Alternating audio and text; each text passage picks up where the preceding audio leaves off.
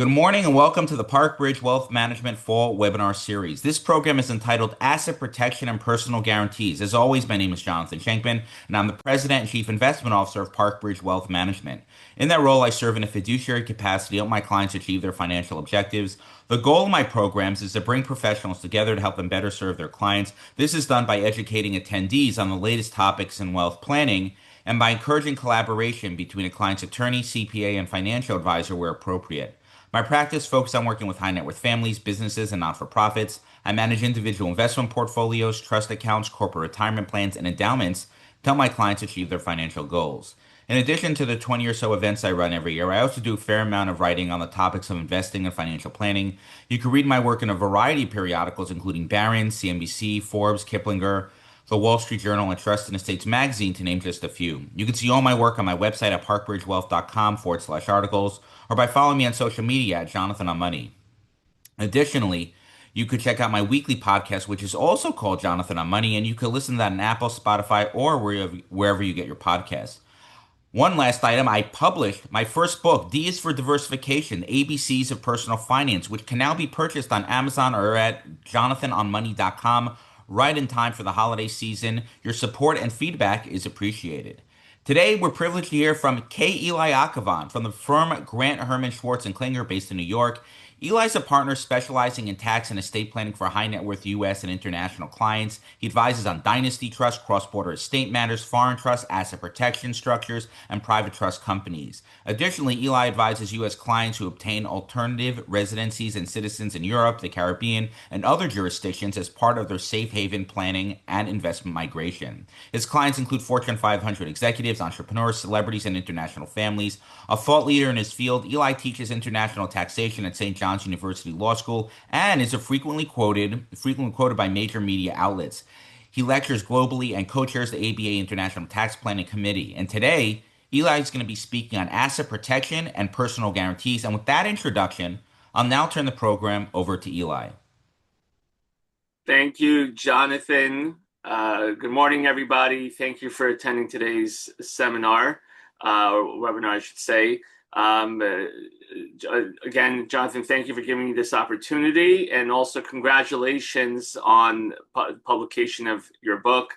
I'm sure my children would love to read it. The certainly wonderful graphics that I've seen in the press about it. So asset protection, personal guarantees. Personal guarantees has been coming a lot in my practice. Generally, when the economy is not doing terribly well and there are going to be defaults, the issue of personal guarantees comes up, and how people, when they first provided their personal guarantee, or the borrower first provided a personal guarantee to an institutional lender or private lender, now they're, the rosy vision that they had for their investment is not beginning to materialize. They're going to start thinking, okay, I'm owing the bank money. My personal assets are at risk. What can I start doing about that if it's not too late? And in today's webinar, for the next approximately 30 minutes, we're going to look at the general foundations of asset protection planning.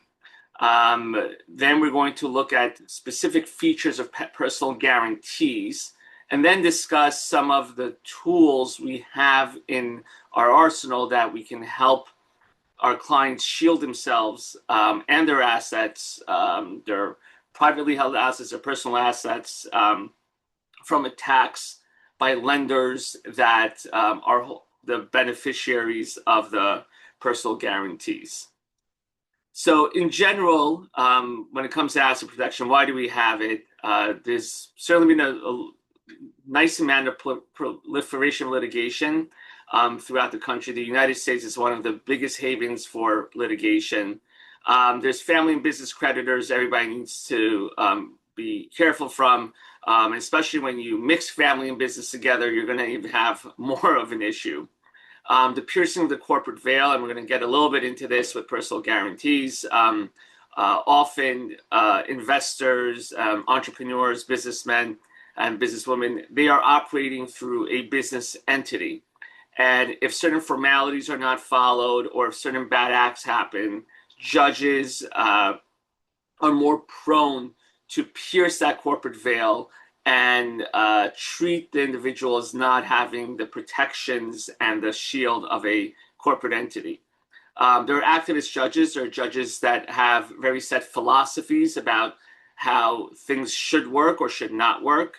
And they may stretch the limits and interpretation of a particular law or laws in order to make their vision and their interpretation come to fruition. Insurance policies. So many times a client comes to me and says, Eli, I already have a wonderful umbrella insurance protection plan in place. Why do I need the trust you're setting up? Why do I need the planning that you're going to recommend? And the answer is, number one, umbrella insurance policies have limits, and many times the liability is way in the excess of those limits. Number two, there are exclusions. If, again, very similar to personal guarantees, if there are bad boy acts that are going to happen, I'm going to speak about that soon. There are exclusions to the coverage from the insurance company. They're not always very much willing to pay out. I don't know if you've dealt with Geico or other car insurance companies on a very simple fender bender, but they're not so prone to pay out there, or they make it difficult. They'll make it difficult for umbrella insurance policies as well. And finally, asset protection is also not finally, but one of the other important reasons is to incentivize settlements. At the end of the day, negotiations over money comes down to leverage. And leverage in asset protection is provided by incentivizing settlements. So if your assets are structured properly, if an aggressive creditor sees that they can't really go after the debtor, there's really not much they can get, there's not much water they can get from the stone, it incentivizes some sort of settlement plan with the creditor. Okay, let's jump into personal guarantees. So generally, personal guarantees have come about because individuals, as we alluded to, they are doing business through entities. So they'll do business through limited liability companies, partnerships, and corporations. And the reason they do that, and this is very foundational, is because we want to segregate business operations and business asset risk from personal and individual wealth. So we don't want that an individual's personal assets, their cars, their personal residence, their jewelry, their other investment assets that has nothing to do with this particular business operation or investment, they want to segregate that risk. And that is definitely the wise choice. That's the way everybody should go into business. Segregate your assets between business assets and personal assets. However, that may leave a lender on the hook, right? If they're lending money to a business and their recourse is non-recourse, they can't go after the borrower personally, then they are limited in what they can collect. So that's the basic math there. So comes about a personal guarantee. So a personal guarantee, the borrower is essentially saying, listen, I know my business assets may not be sufficient to cover the loan proceeds I'm asking for. And I know that this entity is really there to protect my personal assets and my personal wealth from liability, but I'll give a personal guarantee. If in the event you're not able to collect, under certain conditions, I am willing to personally guarantee the amount of this loan.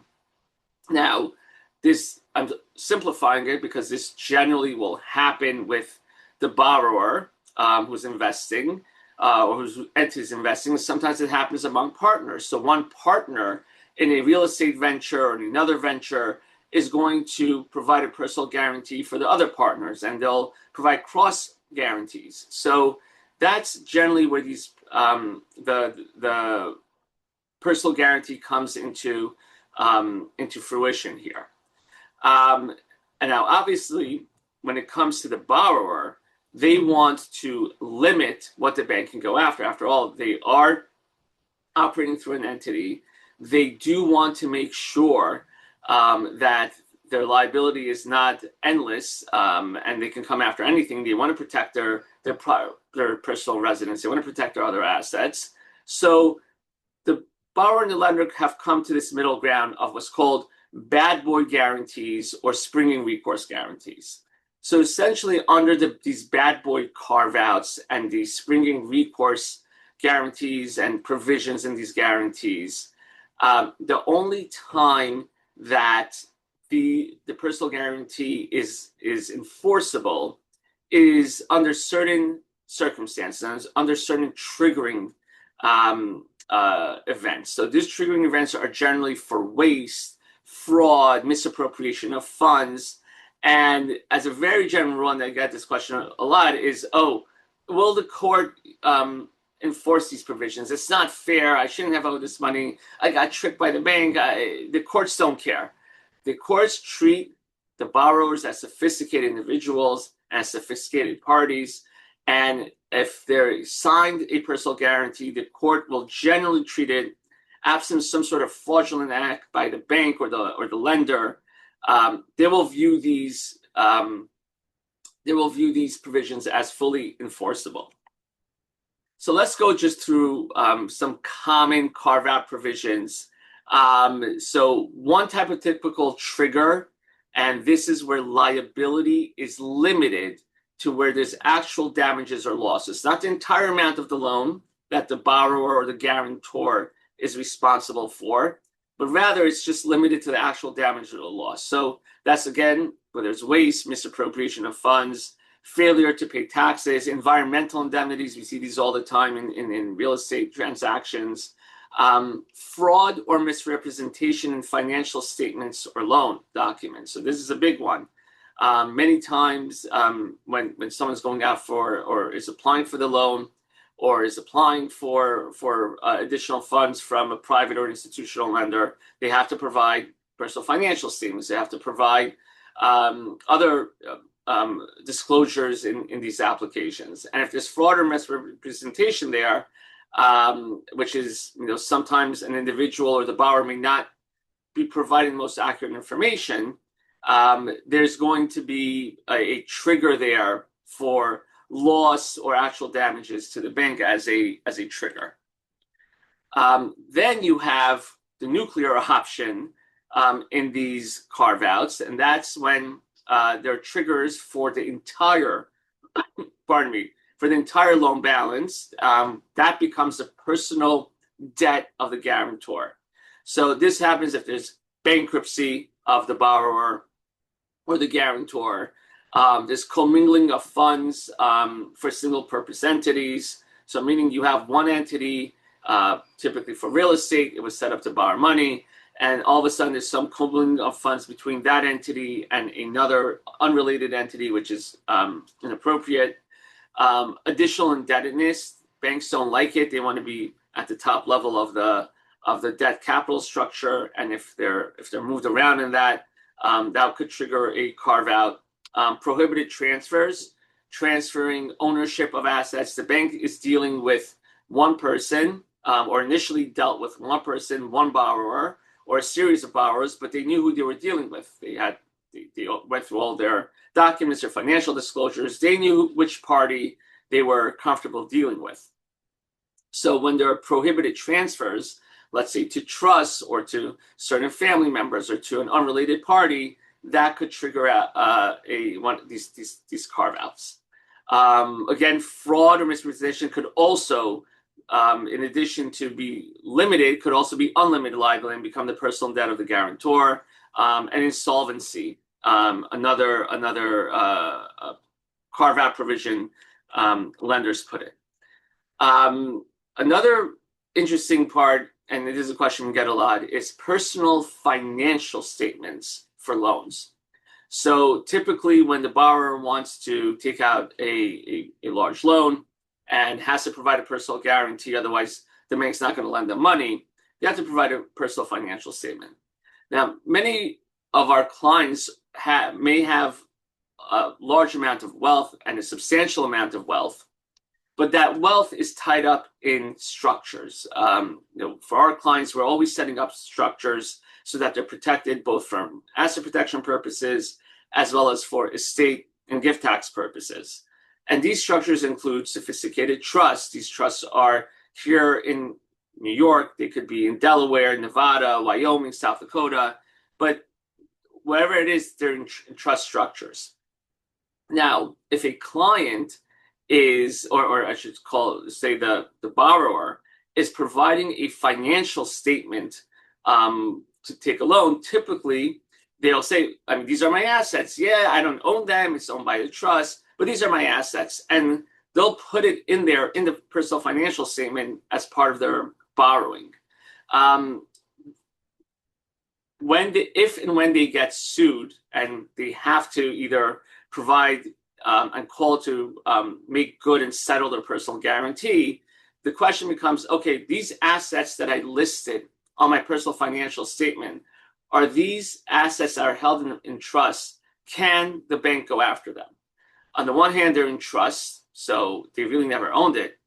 On the other hand, they did tell the bank they owned them, and they somewhat were pledging them, even though maybe technically on paper there was no UCC filing, there was no mortgage, but they were pledging them. So what happens then? And the answer is it depends. It's going to depend on the judge, and typically these things all get settled out of court, and very rarely do we come across settled cases on this. But there's a risk of the alter ego doctrine, where a judge is going to say, hey, you put this in your personal financial statement. The trust is your alter ego. They may pierce the veil of the trust. I mean, again, hard things to do, but they could do it. Fraudulent inducement. The bank is going to say, we were fraudulently induced to make this loan, even though through these personal financial statements, it could rise to the level of bank fraud. So you have to be careful with this. These are generally matters that come to us afterhand, but beforehand, we always tell clients, once we do set up these trusts and these structures for them, I have always advised the client, by the way, in the future when you're going to apply for a loan, put an asterisk there on your personal financial statement. If you're listing the $10 million in an investment portfolio they're holding with Jonathan, and you want to use that as part of the assets to make to persuade the bank to lend you money, put it in there that it's held in a trust for your benefit, or it's held in a family trust for your wife and your kids. Because if it's not there, the bank has a much stronger argument that they were fraudulently induced and there was some sort of untoward inducement going on here. On the other hand, if it's clear on the personal financial statement, whether it's the footnote or somewhere there, that makes it clear to the lender that the borrowers, these assets are held in some form of entity, the bank has much, they're big boys, they're sophisticated parties. It was on them to do further due diligence to either lend or not lend the borrower money. And typically, as a general rule, for what we have seen, banks are still willing to loan money. I mean, that's their engine of commerce. So they do want to make loans, and they just want to see that there's assets there. So having assets held in trust is not necessarily a hindrance to getting a loan. On the other hand, if you don't disclose that these assets are owned by a trust, it could lead to difficulties and problems later on. Some basic defenses for bad boy carve-outs when the bank is seeking to enforce them. For the loss recourse triggers, meaning that you have to pay for actual losses. Obviously, the argument is, there are no losses. The bank did not suffer anything here. There was no damages to the bank. There was no funds that they lost because of that. That's one. Lenders' unclean hands or interference, that's another one.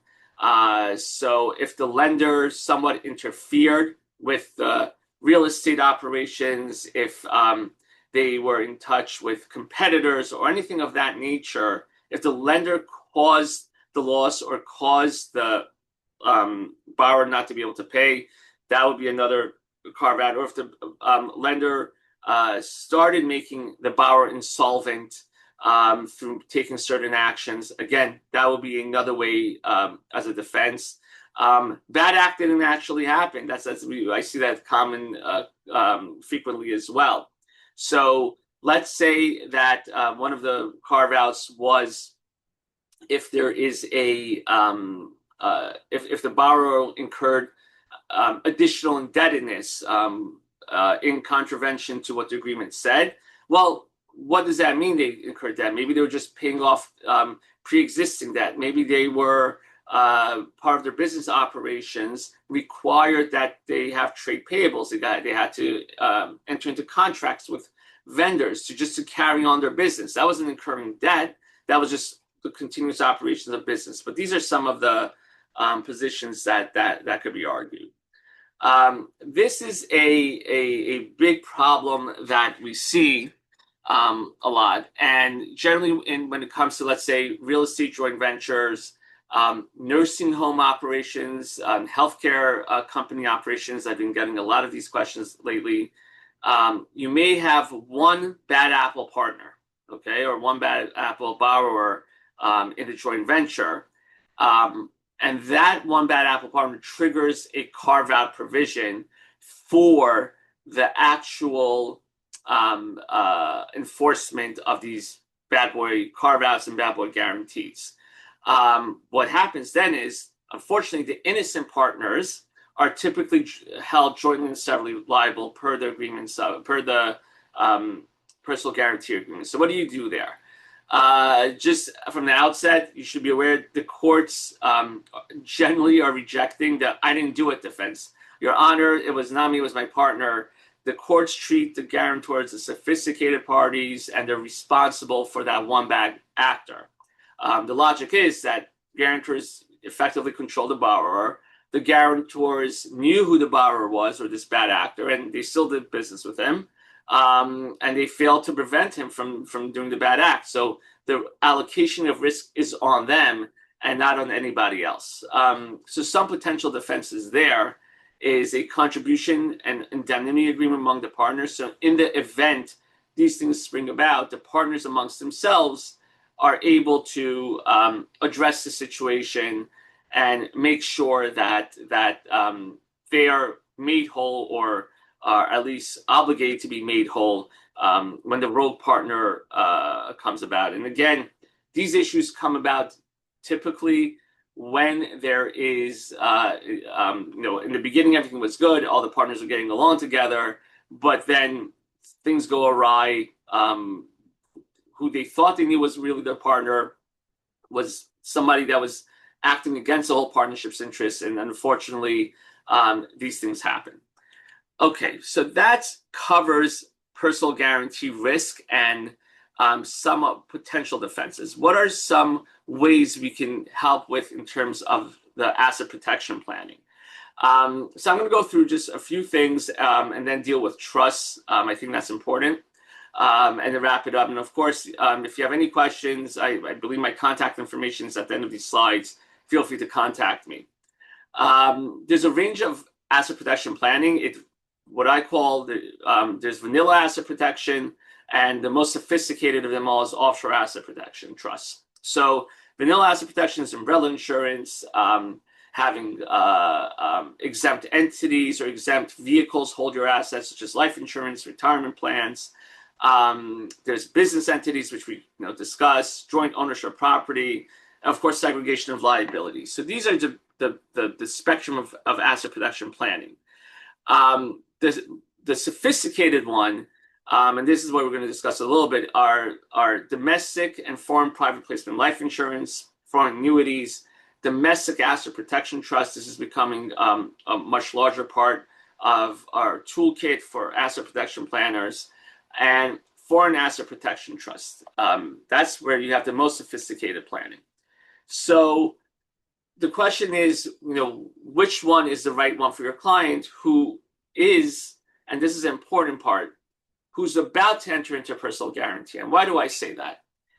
If you're in a real estate advisor or estate planner or anything in the private client advisory work, and especially if you have clients that are in real estate and they're very active out there in the market, they're constantly in transactions, and they're going to be providing personal guarantees, you got to tell them that, listen, you need to set up your asset structures and title to your assets appropriately now. You don't want to have an issue later on after there's a bad boy carve out triggering provision, after there is some sort of default, and that's when you're going to be owing money. That's not the appropriate time to do asset protection. Asset protection is done when things are clear, things are the horizon is looking is not dark and cloudy. That's when you want to do it. And clients need to understand what asset protection is and isn't. Nothing is bulletproof. Clients tell me, oh, so if I do X, Y, Z, the creditor can't get assets. Well, no, everything is up to a judge, and judges are all over the place when it comes to asset protection. I mean, they do make the law at the end of the day. There's no concealing or hiding of assets. You can't do that. The best planning is when everything is revealed, everything is in front of the judge, and they still say, oh, this is an appropriate structure. There's nothing you can do here. Other factors to consider is access to assets. So the more your client has access to the assets, or let's say in the trust, the lower the level of potential protection that's out there. But the time to do the planning is way before these transactions happen. So before engaging in a personal guarantee, what your client needs to do is set up a trust, is put the assets in the trust, and not hide that from the bank. Tell the bank, if they're putting it as part of their PFS or personal financial statement, put it in there. My assets are in a Nevada trust. My assets are in the Wyoming trust. I control the trust, but the assets are in there. Do that before entering into personal guarantee. And we can typically set up these trusts within a short amount of time so as not to hold up any transaction. But it's important to do that beforehand. So what sort of trust do I recommend generally? For the typical real estate client that's doing business here in the United States and they don't have too much exposure, domestic asset protection trusts, I think, are a very useful tool. And again, this is assuming there's no liability, nothing has happened yet, there's no bad boy triggering carve out, the PG has not been signed yet. So where can you go? These are all the jurisdictions that are currently have what are called self-settled jurisdictions, and self-settled is something that many of our clients like. It means that the person putting the money into the trust may be a discretionary beneficiary of the assets of the trust. Now, we got to tweak that a little bit because you want to make sure that there's not much going on in terms of activity and distributions to the person putting assets in, because that could erode the asset protection. So you got to play it wisely. But these are the places that are jurisdictions that allow it. The most famous ones and the most popular ones are Alaska, Delaware, Nevada, Wyoming, and South Dakota. So those are the jurisdictions that we typically use. What are the considerations to use within those? Well, there's you want to make sure that they don't have a lot of exception creditors. So Nevada is one of the best jurisdictions in the United States. They pretty much have no exception creditors. Even marital claims can't be asserted against a Nevada trust. So these are certain considerations to take into factors. Limitations of a domestic asset protection trust. At the end of the day, it's in the United States and subject to U.S. court judgments. So, and there's also constitutional concerns. So constitutional concerns are, let's say you have a New York judgment, can that be enforced against a Nevada trustee? And we don't have a lot of case law out there. The ones that we do come out of both ways. Generally, what we like to do is settle those out of court. But again, that goes back to the initial conversation that it's all about leverage and positioning your client the right way. Here are some of the foreign asset protection trust jurisdictions: Bahamas, Belize, Cayman, not so much Cayman anymore, but the Cook Islands, Liechtenstein, Nevis. These are all great jurisdictions for asset protection, but this is not where I would recommend going in the event of your client's about to sign a personal guarantee. But it's just for your own edification to have these here. Let me just move a little bit forward. Common features for the domestic asset protection trust. There's shorter statute of limitations. The state and gift tax consequences of these type of trusts have to be fully vetted. Foreign trusts are a bit more complex for tax planning, and could cause a lot of reporting and expensive reporting. The important part is that these trusts, everything should be discretionary. So the settlor, the person putting the money in, has to be a discretion beneficiary. The spouse has to be a discretionary beneficiary of the trust. Through these ways, the client can have access to the money. And I'll just end off with this. I'm 1 minute over. The domestic asset protection trusts provide a lot of flexibility. So at the end of the day, the client will say, hey, I'm about to enter in this personal guarantee, but when it's all over and the transaction is done and all my assets, and let's say they sell the building, I don't need this domestic asset protection trust anymore. What do I do then? Well, through these type of trusts, there's a lot of flexibility to wind them down, get the money back, or keep them in trust for estate tax purposes. But domestic asset protection trust, I believe, a wonderful tool in the context of personal guarantees. But again, before entering into those. Thank you, everybody, for attending today. Again, my contact information is here. Feel free to reach out with any questions. Back to you, Jonathan. Great. Thank you so much, Eli. If anyone has any specific questions, new business opportunities, or any other issues they'd like to discuss, please feel free to reach out directly to Eli or myself where appropriate. I'll be sure to include his contact information in the follow-up email to this program, and I think he's going to send me the PowerPoint, which I'll also share in the email tomorrow morning. As I mentioned at the onset, the goal of these programs is to stay up to date on timely wealth management related topics and to collaborate where appropriate. I think we can all agree that the clients who are best prepared are the ones who are served by a team of knowledgeable advisors. Three more quick items before I let you go. First, this concludes my fall webinar series, but don't worry, I'll be sending out my 2026 winter webinars in the coming days. In the meantime, if you have a friend or colleague who would find these webinars of interest, they can subscribe to my webinar distribution list by emailing me with the word webinar in the subject line. My email is jonathan@parkbridgewealth.com. Second, you can follow all my work on X and Instagram at Jonathan on Money, and by connecting with me on LinkedIn, you could also listen to my weekly podcast called Jonathan on Money, which is available on Apple, Spotify, or wherever you get your podcasts. And you can watch my practical planning videos, which I post several times a week, by following me on YouTube at Jonathan on Money as well. And third, please take 30 seconds to fill out my survey at the end of this program. It helps me improve my webinars and provide timely and interesting content to attendees. I thank you in advance for that. And with that, this concludes today's session. Please stay safe and healthy and have a wonderful day, everybody.